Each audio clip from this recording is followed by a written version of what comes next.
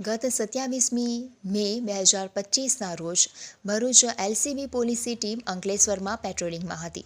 તે દરમિયાન ચોક્કસ માહિતી મળી હતી કે ભાલિયાના અમલા ગભાણનો સતીશ સોમા વસાવા અને તેના માણસો સ્વિફ્ટ કાર લઈને દારૂનો જથ્થો પાઇલોટિંગ કરી અંકલેશ્વર તરફ ભાલિયા રોડથી આવી રહ્યો છે. જે માહિતીના આધારે પીએસઆઈ આર.કે. તોરાણી અને ટીમે બાતમીના આધારે પોલીસે વોચ ગોઠવી હતી.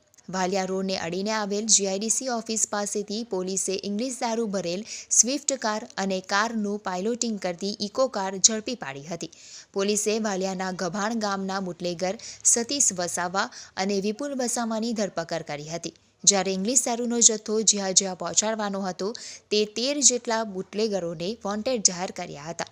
એલસીબી પોલીસે આ અંગે પ્રોહિબિશન એક્ટ હેઠળ જીઆઈડીસી પોલીસ મથકમાં ફરિયાદ નોંધાવી હતી અને 2 બુટલેગરો સાથે ઇંગ્લિશ દારૂ અને બિયર, સ્વિફ્ટ અને ઇકો કાર, મોબાઈલ ફોન સહિતના મુદ્દેમાલ મળીને કુલ ₹10,02,000 રૂપિયાનો મુદ્દેમાલ જપ્ત કર્યો હતો.